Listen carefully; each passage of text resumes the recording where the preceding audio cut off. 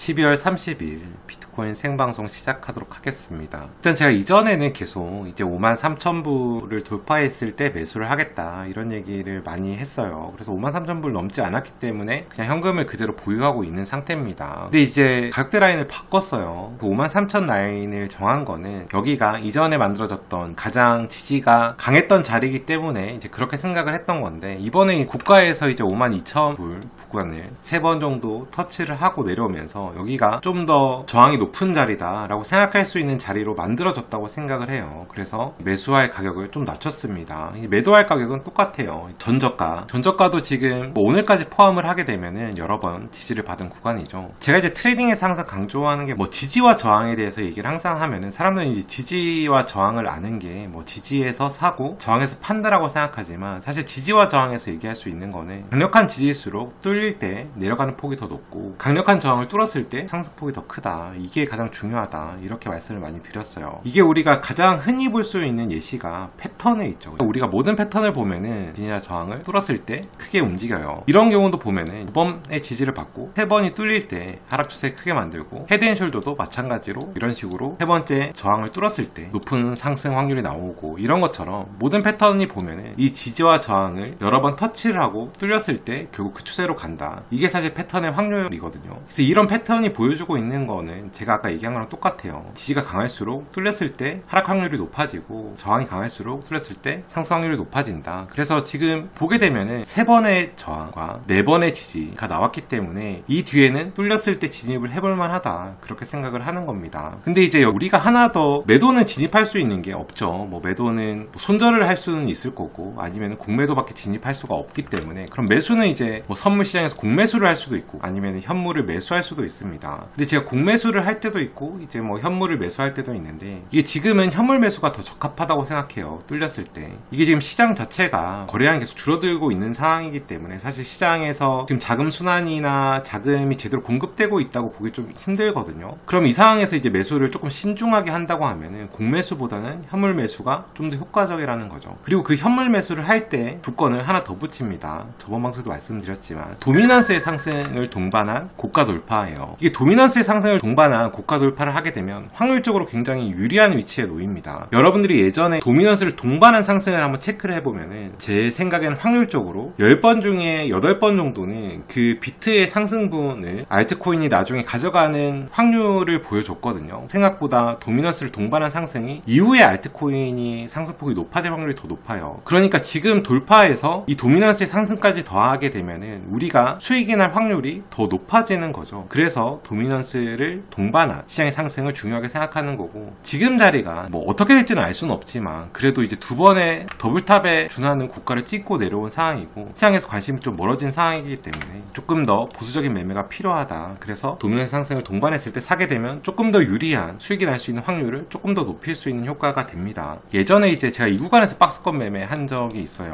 여러분도 기억하실지 모르겠는데, 그때도 제가 이 구간의 박스권에 대해서 굉장히 여러 번 언급을 한 적이 있죠. 근데 이때 제 기억상으로는 처음에는 저항을 이렇게 그렸고 그 다음에 지지를 이렇게 그렸을 거거든요. 여기도 이제 지지가 여러 번 일어났기 때문에 여기서 돌파 매도를 진입할 수 있었어요. 근데 만약에 여기서 제가 매수를 진입했는지 기억은 정확히 안 나는데 2번이라서 아마 안 했을 것 같긴 한데, 만약에 여기서 이제 3번을 찍고 갔으면은 제가 매수했을 수도 있었을 거거든요. 그럼 여기서 이제 손실을 보죠. 왜냐하면 돌파는 올라갔다 떨어질 때 여기서 빠져나올 수 있기 때문에 손실이 크진 않지만 손실을 볼 수밖에 없습니다. 근데 이런 돌파 매매라는 게 한 번을 내가 딱 들어가서 수익을 낼 수 있겠다 이렇게 생각하면 안 돼요. 실제로 승률은 30% 내외 정도만 돼도 굉장히 효과적인 전략입니다. 그 이유는 여기에서 이제 돌파가 나왔을 때 움직이는 폭 자체가 크기 때문에 그 손익비를 중요하게 생각하는 거지 승률을 높게 평가하는 건 아니다. 그 점을 유의하셔서 투자를 해야 된다. 그리고 이제 이렇게 전략을 했을 때 초보 트레이더들한테 굉장히 큰 장점이 하나 있습니다. 아까 제가 이제 방송 초반에 얘기한 것처럼 저도 모르게 저도 순간적으로 저가라는 생각이 들었다 이런 얘기를 한 적이 있죠. 지금 고가에서 내려왔고 지지를 하고 있기 때문에 이 가격대가 높은 가격대라고 인식은 전혀 안 되거든요. 저도 아마 여러분들도 대부분 개인 투자자들이 그렇게 느끼고 있을 거예요. 근데 만약에 이런 트레이딩을 하게 되면은 우리가 이제 판단의 오류를 막을 수 있어요. 개인 투자자들이 돈을 많이 잃는 이유가 뭐냐면은 이렇게 박스권에서 이제 지지와 저항을 통해서 매수와 매도를 했을 때 벗어났을 때 역추세 매매죠. 여기서 매도를 하고 여기서 매수를 했을 때 결국 이 역추세 매매에 한번 크게 움직일 때 대부분의 투자자들이 돈을 잃거든요. 이 판단을 고칠 수 있느냐? 고칠 수가 없어요. 여기서 이제 매수를 하게 되면은 이 지지와 저항이라는 게 선 자체가 불분명하기 때문에 사실은 이만큼 떨어져도 충분히 약간 이렇게 삐죽거리는 것처럼 나왔다 올라갈 수 있다고 믿는단 말이죠. 그래서 손절도 쉽게 안 나오고. 근데 이렇게 우리가 시장을 역행하는 트레이딩을 해서 존버를 하게 되는 성향을 막을 수 있습니다. 시장을 항상 객관적으로 볼 수 있죠. 올라가면 나는 살 거고 내려가면 팔 거다 이런 생각을 하게 되면은 시장에 역행되는 매수와 매도를 안 할 수 있고 크게 손실을 보는 경우가 사실 거의 없어요. 물론 손실을 보는 경우가 있겠지만